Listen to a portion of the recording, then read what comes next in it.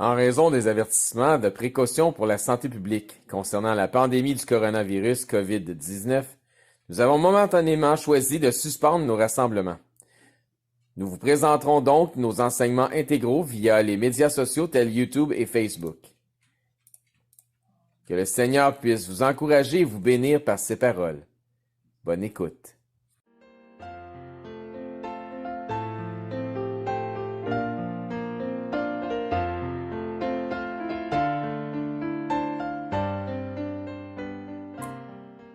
L'épée du Seigneur, c'est le titre du message d'aujourd'hui. Dans Hébreux 14:12, ça nous dit « La parole de Dieu est vivante et efficace, plus tranchante qu'une épée quelconque à deux tranchants, pénétrante jusqu'à partager âme et esprit, jointure et moelle, elle juge les sentiments et les pensées du cœur. » Une sœur est venue me voir après un enseignement, on avait fait un court enseignement, et je m'étais servi de ce passage-là, et elle m'avait demandé si j'avais considéré tous les aspects proposés dans ce passage. Et je lui ai répondu, en fait, qu'il y avait un message complet, donc davantage qu'un simple petit enseignement, un message complet à faire avec ce passage seulement. Et c'est ce qui va se passer par la grâce de Dieu aujourd'hui. On trouve effectivement plusieurs aspects intéressants dans ce simple passage. Premièrement, ça nous dit que la parole de Dieu est vivante. Ensuite, ça nous dit qu'elle est efficace. Et ça nous la compare à une épée. Les aspects concernant l'épée sont les suivants. Tranchante, donc aiguisée. Et ensuite pénétrante, donc elle perce. Il y a aussi d'autres aspects qui se divisent en fait en trois catégories. Ça nous parle ici de l'âme et l'esprit, qui est la première catégorie. Les jointures et la moelle, la deuxième catégorie. Et sentiments et pensées du cœur, qui est la troisième catégorie. Retenez ça, il y a quelque chose d'intéressant ici. J'ai dit qu'il y a un message complet à faire avec ce seul passage. C'est pas tout à fait vrai. En fait, la réalité, c'est qu'il y aurait probablement plusieurs messages à faire avec ce simple passage. Mais pour les besoins de la cause, nous allons nous concentrer sur la métaphore ou la parabole qui est ici énoncée comme étant la parole de Dieu comparée à une épée. Pour nous mettre en perspective, une épée, c'est une arme qui sert au combat. Autant soit à l'attaque, mais aussi à la défense. Pourquoi une arme de combat? Parce que nous sommes en fait, ou nous devrions être, des soldats de Christ. Et nous avons à livrer combat. Dieu va nous envoyer au combat, c'est certain. Mais il veut qu'on soit équipé pour le combat. Quelqu'un me faisait remarquer dernièrement que suite à son baptême, Jésus a été tenté. C'est vrai. Il me demandait s'il en était de même pour tous les croyants ou avant même leur baptême. Est-ce que c'est possible que lorsqu'ils ont fait une profession de foi, soit après, soit avant leur baptême, est-ce que dans cette période-là, ils peuvent avoir des tentations qui peuvent survenir? Possible. La réponse est que Dieu, par contre, ne permet pas que nous soyons tentés au-delà de nos forces. Ça nous dit ça dans 1 Corinthiens 10:13.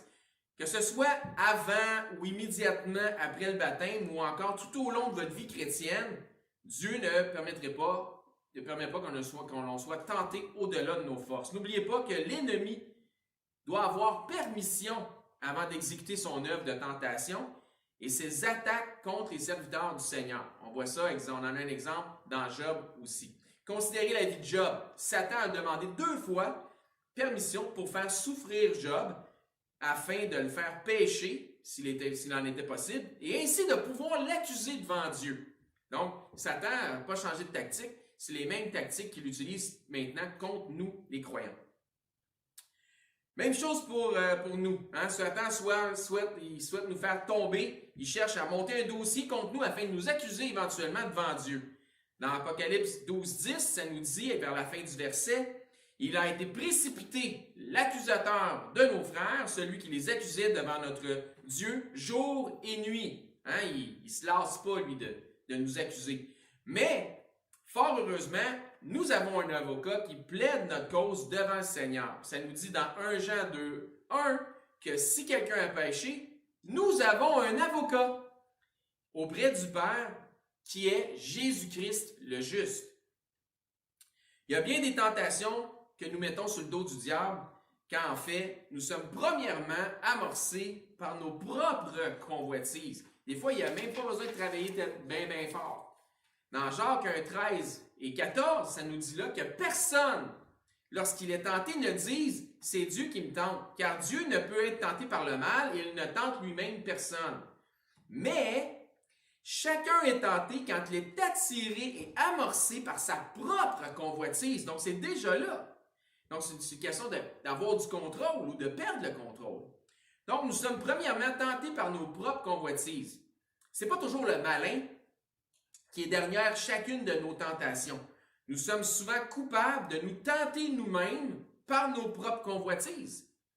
Nous sommes pécheurs et notre nature, eh bien, elle est charnelle. À la base, bien évidemment. Quand ça ne fonctionne pas, quand votre relation envers Dieu est au point où vous passez par-dessus vos tentations, c'est-à-dire quand ce manège-là de convoitise ne fonctionne pas, c'est de ça que je parle, et que votre relation envers Dieu est au point que vous passez justement par-dessus vos tentations et privilégiez votre crainte, votre amour pour Dieu en premier, c'est là que peuvent subvenir les attaques du malin. Parce qu'il va avoir besoin d'un petit coup de pouce, il va avoir besoin de faire un peu plus d'effort pour vous amener à pécher. Parce que votre amour, votre crainte de Dieu passe par-dessus vos convoitises charnelles. Donc, pour ce qui est de Jésus qui est allé dans le désert, par exemple, qui a été tenté après son baptême, considérez trois choses. Il est allé dans le désert volontairement, ok? Et il est allé là pour être tenté. C'était l'objectif, selon ce que les Écritures nous enseignent. Il a volontairement aussi affaibli sa chair pendant un jeûne de 40 jours où il n'a pas mangé pendant 40 jours.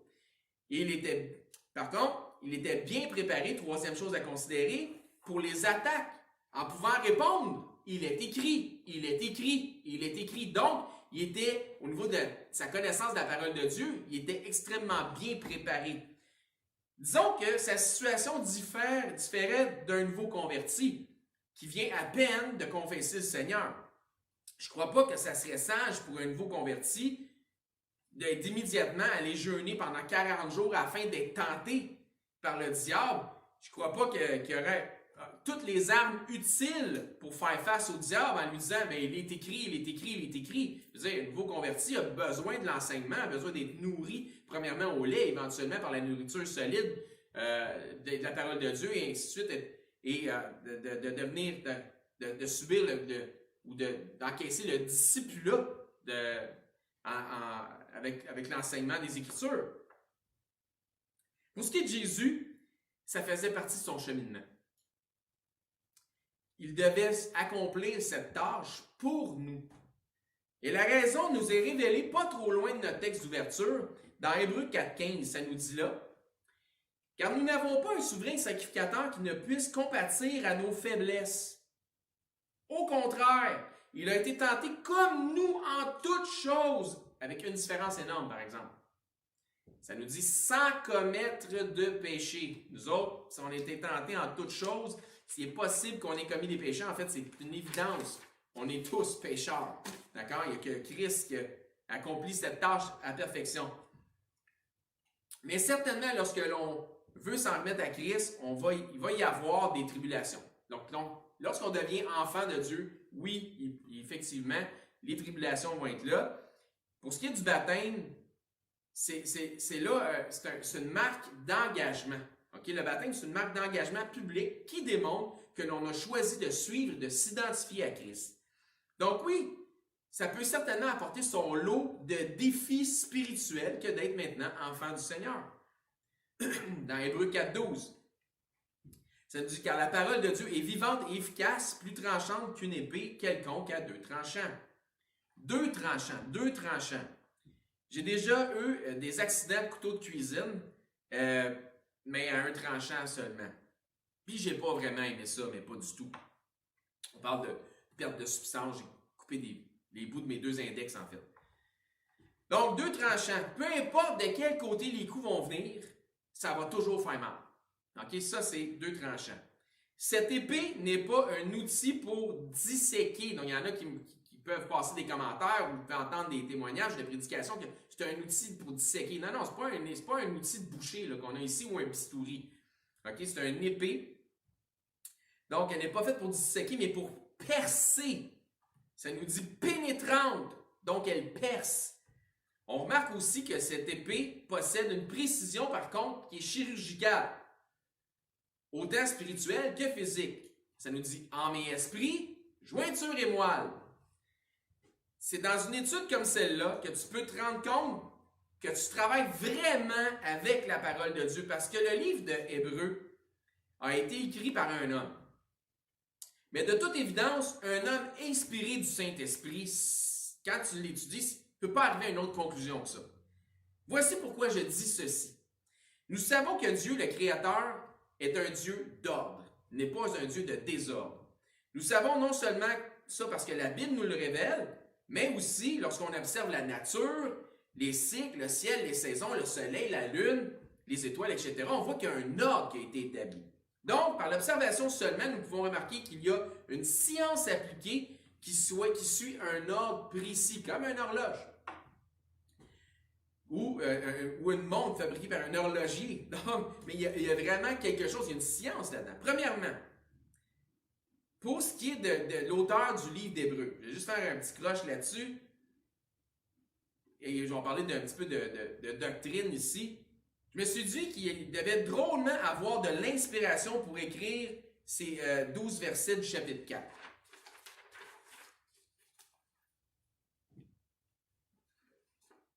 Qu'est-ce que je viens de dire là? Donc, je répète ça parce que je crois que je viens de bafouiller là. Je sais suivre mes notes, ça va bien aller. Donc, premièrement, pour ce qui est de l'auteur du livre d'Hébreux, je me suis dit qu'il devait drôlement avoir de l'inspiration pour écrire ne serait-ce que le verset 12 du chapitre 4. Je lui demande pardon. Donc, ça dit, car la parole de Dieu est vivante et efficace, plus tranchante qu'une épée quelconque à deux tranchants, pénétrante jusqu'à partager âme et esprit, jointure et moelle, et elle juge des sentiments et des pensées du cœur. Mais non seulement ce verset, mais l'ensemble du livre aussi, il devait être vraiment inspiré. En passant, j'aimerais faire une parenthèse ici, voilà. Qui est l'auteur du livre de Hébreux? Au moment où on se parle, la réponse est « Seul Dieu le sait ». De toute façon, c'est pas autant le messager que le message qui est important. Plusieurs pensent et donnent le crédit à l'apôtre Paul, c'est là que je vais faire un petit peu de doctrine. Si c'est le cas, la seule façon d'exprimer ça, c'est de l'exposer de la façon suivante. Si quelqu'un croit que c'est l'apôtre Paul, c'est de dire comme suit. Mon opinion est que l'auteur du livre d'Hébreux pourrait ou serait Paul. Il n'y a pas d'autre méthode plus respectueuse, autant pour les autres que pour la parole de Dieu, que d'exposer cette conviction comme étant une simple opinion. Parce qu'une opinion, ça se respecte. Mais lorsque ton opinion devient de la doctrine, ça pourrait être une hérésie. Donc, si quelqu'un vous impose, par contre, le fait que c'est une certitude, c'est sûr et certain, il n'y a pas d'autre option que Paul a écrit le livre ou que Paul est l'auteur de Hébreux, et qu'il en est tellement convaincu qu'il peut le dire devant une congrégation sans aucun problème, on sait que c'est Paul qui a écrit Hébreux, comme étant une vérité absolue. Ça serait louche, sérieusement. Aussi bénin que ça se peut sembler, parce que ça ne semble pas être fondamental, c'est pas ce que tu dis, c'est de la façon que tu l'apportes qui va faire une différence. Si c'est le cas, je vous suggère de demeurer sur vos gardes et d'être très attentif au reste des choses que vous allez entendre de cette personne. Voici, dans mon cas, comment j'ai déjà réglé la chose lorsque je parlais avec quelqu'un et qu'il me disait qu'il croyait dur comme fer que Paul était l'auteur du livre d'Hébreux.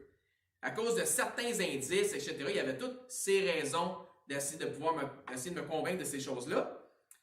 Et en fait, je ne m'argumentais pas avec cette personne parce que je ne souhaite pas avoir une discussion d'opinion. Pour moi, c'est simplement une opinion, mais pour l'autre personne, ce n'était pas de l'opinion. Pour lui, c'était rendu de la doctrine. Donc, son opinion était rendue de la doctrine.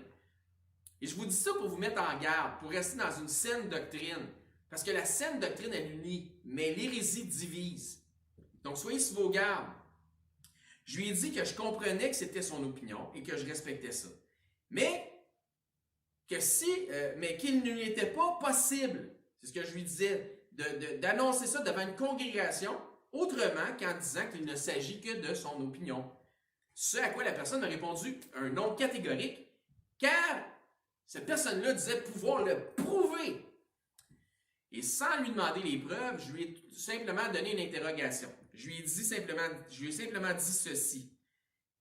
Si moi je te dis que je crois Dieu, et ce n'est pas le cas, mais si, ok, on va se mettre dans une hypothèse, si moi je dis que je crois Dieu comme fer, que l'auteur de Hébreux est Apollos, qui était contemporain de Paul, donc Paul et Apollos connaissaient les mêmes gens, etc., sans essayer de me prouver qu'il s'agit de Paul, pourrais-tu, hors de tout doute raisonnable, me prouver et me convaincre que j'ai tort, que ce n'est pas Apollos? Avez-vous bien saisi comment j'ai dit ça? Si je te dis que je crois Dieu comme fer, encore une fois, je ne vous dis pas que c'est le cas, mais c'était juste pour pouvoir trancher, que l'auteur du livre d'Hébreux est Apollos, contemporain de Paul, sans essayer de me prouver qu'il s'agit de Paul, pourrais-tu, hors de tout doute raisonnable, me prouver et me convaincre que j'ai tort? Et après réflexion, la réponse fut non. Je ne pourrais pas. Parce que les mêmes raisons qui font que quelqu'un peut penser que c'est Paul pourraient faire en sorte qu'on pourrait penser que c'est Apollos. Donc, on ne sait pas c'est qui. C'est tout simple que ça. J'ai donc prouvé mon point par l'absurde. En répondant au fou, selon sa folie, sans passer de jugement, mais plutôt pour reprendre ce que les Écritures enseignent, si tu ne peux pas me prouver que c'est pas Apollos, donc tu ne peux pas me prouver que c'est Paul. C'est tout simple que ça. Pour mon cas, je ne crois pas que c'est l'un ou l'autre. Pour moi, ça ne fait aucune différence. Puis, si je vais être honnête avec vous, je m'en fous profondément. Personne, d'aucune façon, ne peut le dire avec assurance de toute façon. En fait, la meilleure réponse, c'est que oui, on connaît l'auteur et l'auteur, c'est Dieu. Par l'inspiration du Saint-Esprit, point à la ligne, ça s'arrête là. Donc, faire attention entre une discussion d'opinion et qu'une opinion devienne une doctrine, c'est autre chose. Maintenant, dans 2 Pierre 1, 21, car ce n'est pas par une volonté d'homme qu'une prophétie a jamais été apportée, mais c'est poussé par le Saint-Esprit que les hommes ont parlé de la part de Dieu. Donc, c'est Dieu qui est l'auteur, qui dicte aux hommes ce qu'ils doivent écrire. Donc, Ancien ou Nouveau Testament, par l'entremise du Saint-Esprit, Dieu est l'auteur de la Bible au grand complet. Il est l'auteur de ce livre. Et c'est pourquoi que nous pouvons avec assurance appeler ce livre la parole de Dieu, car il en est l'auteur. C'est ses paroles qu'on retrouve à l'intérieur.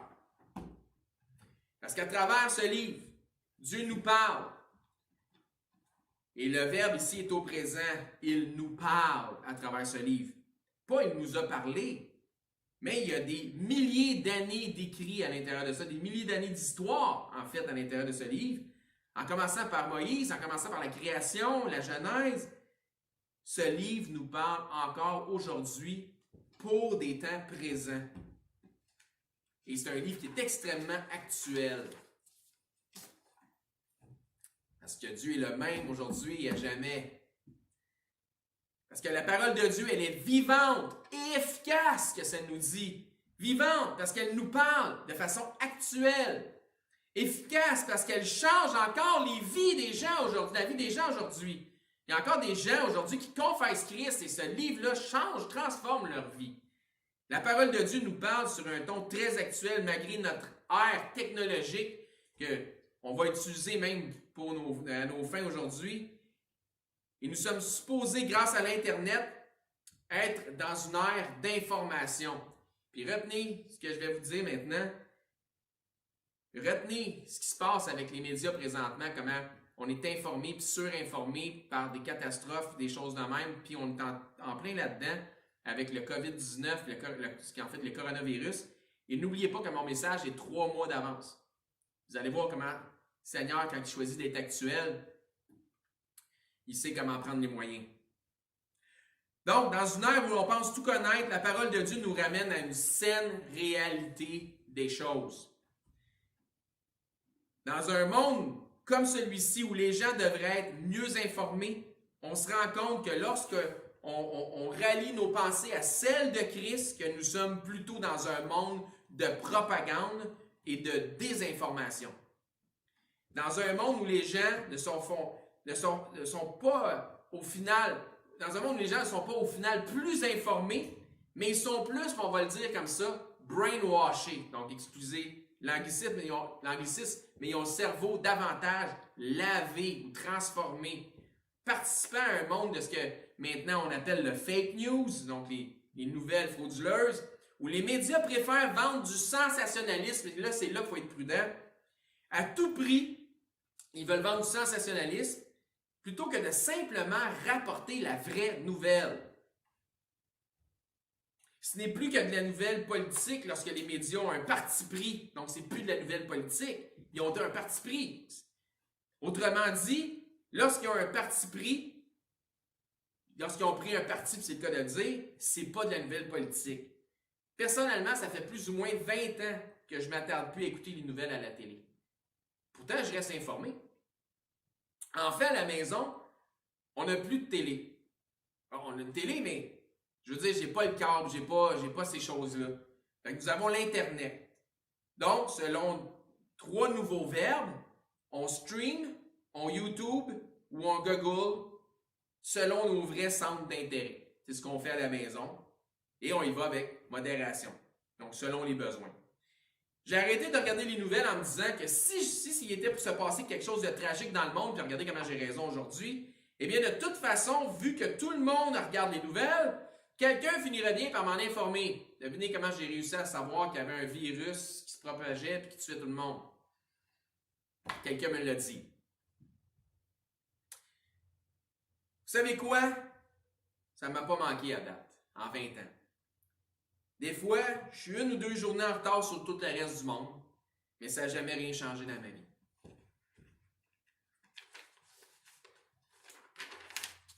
Soyons réalistes, les nouvelles, en tout cas, pour ce qui est de ce qu'on nous offre ici en Amérique du Nord, ce ne sont plus des nouvelles, mais des shows de sensations. Savez-vous pourquoi? Je vais vous expliquer pourquoi. Parce que la nouvelle, à elle seule, elle ne vend pas. C'est du marketing. Il s'agit ici de marketing, il s'agit de vendre quelque chose. Par contre, les réseaux qui vous offrent des chaînes de nouvelles doivent produire des codes d'écoute pour attirer des sponsors. Mais comment attirer les foules puisque la nouvelle, à elle seule, ne vend pas? Et la réponse, c'est en vous vendant de l'émotion. C'est comme ça qu'il y arrive. Une situation terrible, une grande catastrophe, de l'émotion. Savez-vous pourquoi 90% des nouvelles ne sont que des éléments négatifs? Savez-vous pourquoi? Parce que ces grandes chaînes savent quelque chose que vous, ou la plupart des gens, ignorez vous concernant vous-même. Laissez-moi vous dire, un peu à la manière que l'expose 1 Corinthiens 2,14, ils font appel à votre homme, à votre être animal, à votre homme charnel. Votre cerveau est conditionné à consommer du négatif. C'est pour ça qu'on a besoin de la parole de Dieu, pour avoir un petit peu de positif dans notre vie. Mais votre cerveau est conditionné à consommer du négatif. Et ça, c'est quand on parle de votre homme animal. Pourquoi? Parce que votre cerveau animal est constamment en mode survie. Votre cerveau cherche donc constamment à être informé des dangers potentiels qui vous guettent pour pouvoir survivre le mieux possible dans l'environnement qui vous entoure. C'est pourquoi aujourd'hui, c'est la panique totale. On court le Purell, on court le papier de toilette, on court les masques, puis on reste à la maison. Vous avez vu de quoi ça a l'air, hein? Ben, c'est ça. C'est pourquoi les nouvelles sont basées sur du négatif et que ça peut complètement devenir même une forme de dépendance. Donc attention, aujourd'hui, c'est pas compliqué. Il y a des postes de nouvelles qui jouent en boucle 24/7. Pourquoi? Il y a donc de quoi nourrir une dépendance. Pour nourrir les dépendants, ben oui, c'est à ça que ça sert. Une dépendance neurologique aux nouvelles négatives. Pas des farces que je vous dis là. C'est un fait, là. Mais nous sommes sauvés par la prédication de quoi? La mauvaise nouvelle. ou par la prédication de la bonne nouvelle. Le mot évangile veut dire bonne nouvelle. Nous sommes sauvés par l'évangile de Christ. C'est ça la bonne nouvelle qu'on a besoin d'entendre.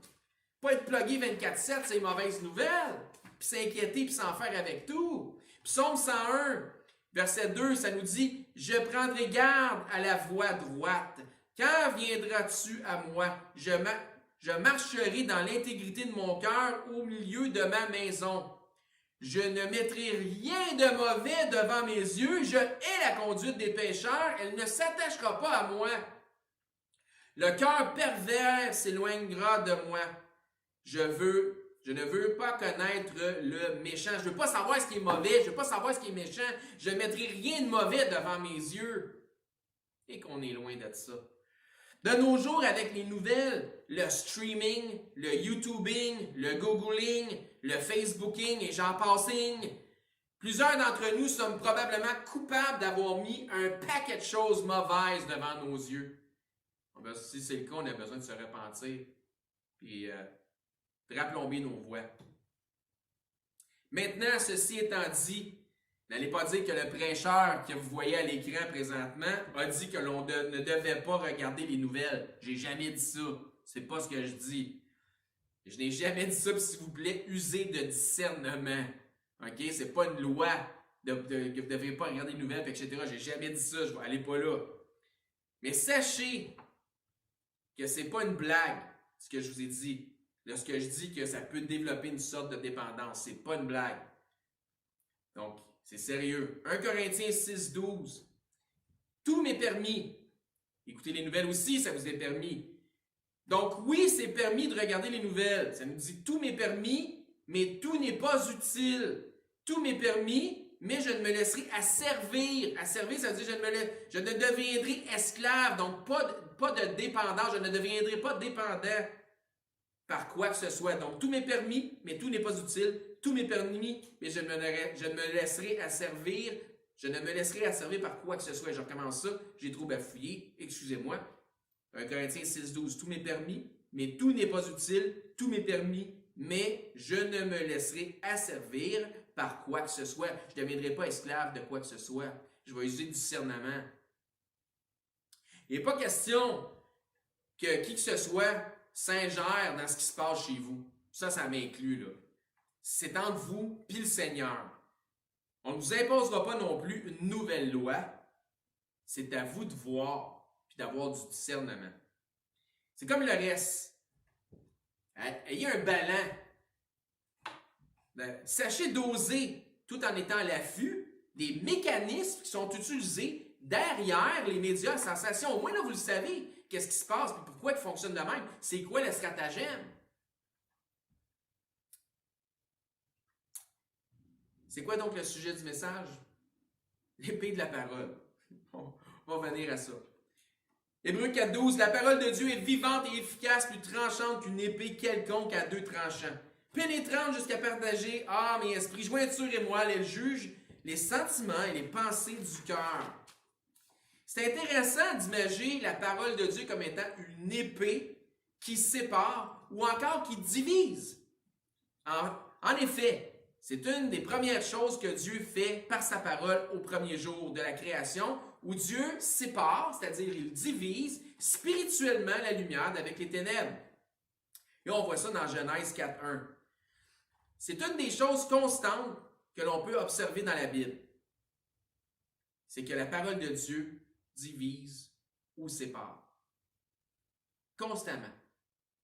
Par sa parole, Dieu nous sanctifie. Il nous sépare des souillures de ce monde. Éventuellement, le Seigneur séparera les brebis d'avec les boucs. Il séparera l'ivraie de la moisson, etc., etc. Donc, constamment, il sépare. Donc, revenons donc aux 3 aspects que je vous ai dit de retenir tantôt, qui se divisent en 3 catégories qu'on voit dans notre passage d'ouverture. 1, âme et esprit. 2, jointure et moelle. Et 3, sentiments et pensées du cœur. Ces 3 aspects sont typiques de l'homme qui est à l'image de Dieu.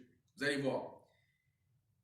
C'est cette partie-là, entre autres, qui m'émerveille quand je le vois, qui me fait dire « Wow! C'est vraiment la parole de Dieu. » Parce que je vois mal quelqu'un écrire ça sans être inspiré, faisant une métaphore entre la parole de Dieu et une épée. Il vient inclure ces trois éléments simplement par un coup de chance, là, comme ça, d'inspiration humaine. Ça ne fait pas de sens. Il faut que le Seigneur soit là-dedans. Et aussi bien, parce que ça s'accorde tellement bien avec le reste des enseignements bibliques. Ça va tellement ensemble. Dieu est trois dans un. Le Père, le Fils, le Saint-Esprit. Je pense qu'on est d'accord là-dessus. Dieu a fait l'homme à son image. Donc l'homme est trois dans un aussi. Nous sommes corps, âme et esprit, selon 1 Thessaloniciens 5, 23. Les trois aspects de ce que l'épée de la parole de Dieu peut atteindre se rapportent à ces trois aimants-là, qui est le corps, âme et esprit. Âme et esprit, spirituel, âme, égale spirituel, donc égale l'âme de l'homme. Le deuxième, jointure et moelle, donc on parle du corps physique de l'homme. Et trois, sentiments et pensées du cœur, on parle de l'esprit, de l'intellect de l'homme.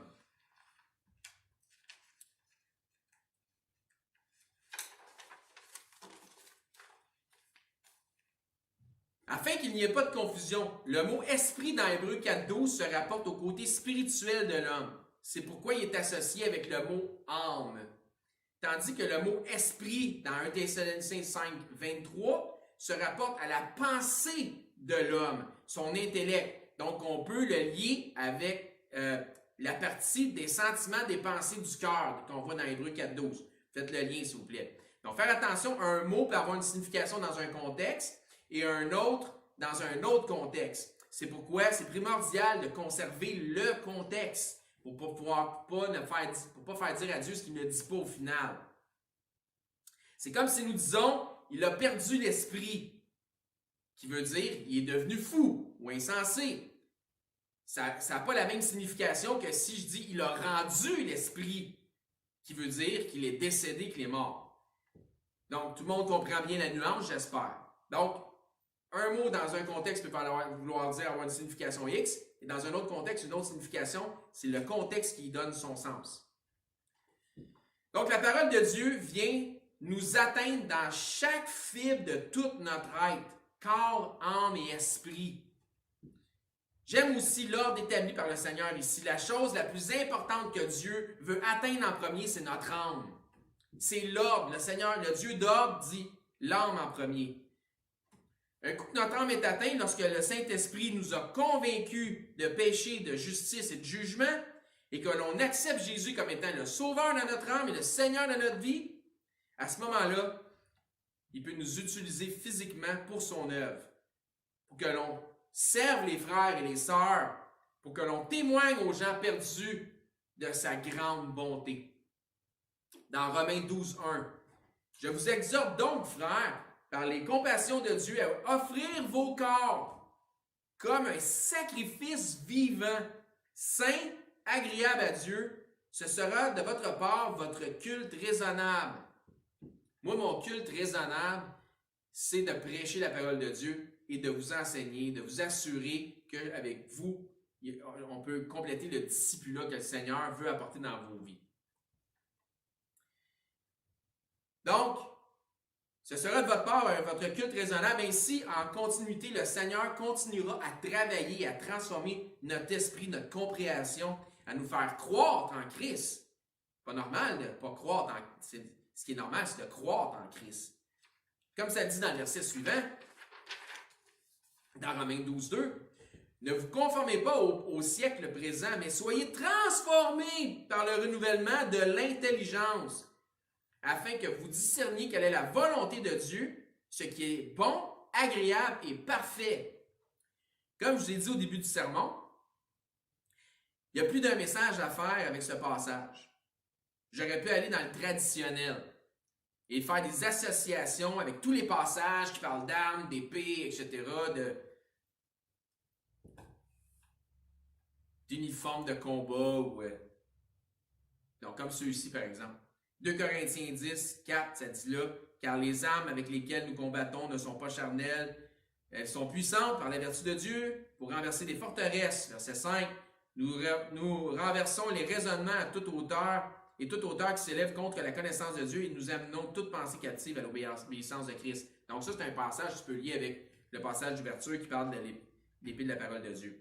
Ça nous dit dans Éphésiens 6, 11, « Revêtez-vous de toutes les armes de Dieu afin de pouvoir tenir ferme contre les ruses du diable. » Ensuite, ça nous dit au verset 12, j'en ai une partie, « Car nous n'avons pas à lutter contre la chair et le sang. » Verset 13, « C'est pourquoi prenez toutes les armes de Dieu. » Et ainsi de suite. Ici, on saute vers la fin du verset 17, ça dit « Et l'épée de l'Esprit qui est la parole de Dieu. » Donc la même chose que l'épée qui nous est mentionnée aussi. Dans Apocalypse 1,16, ça nous parle de Jésus. Ça nous dit que de sa bouche sortait une épée aiguë à 2 tranchants. Même principe. Donc ensuite, dans le chapitre 2, verset 16, Jésus dit « Repens-toi donc, sinon je viendrai à toi bientôt et je les combattrai avec l'épée de ma bouche. » Donc l'épée de la parole. Donc, évidemment, il y a des liens évidents là, dans ces passages-là, entre notre passage d'ouverture, mais Dieu connaît son troupeau, puis le message que vous avez entendu aujourd'hui, ben, c'est celui qu'il y avait pour vous. C'est un message d'enseignement, de doctrine, mais aussi d'exhortation. Si jamais si vous écoutez présentement la chaîne, puis vous regardez ce message-là, que vous avez entendu le message, vous avez le sentiment que l'épée du Seigneur cherche à vous atteindre votre âme. Si vous n'avez jamais encore fait la connaissance de Jésus, celui qui devrait être votre Seigneur, votre Sauveur personnel, je vous invite à venir communiquer avec moi. Quoi que vous fassiez, empêchez-vous pas, par l'orgueil ou par quoi que ce soit, laissez l'Esprit vous convaincre, puis communiquez avec moi. Puis je vous expliquerai, je prendrai le temps avec vous. S'il faut, on prendra un rendez-vous, on communiquera ensemble, on fera ça. Peu importe de quelle façon, mais on va le faire. C'est la chose la plus importante. On va régler ce qu'il y en est de votre destinée éternelle, puis s'assurer que celle-ci se passera auprès du Seigneur Jésus et de Dieu le Père. Donc j'espère que ce message aura su vous atteindre comme l'épée de la parole de Dieu, afin que vous faire croître dans sa vérité.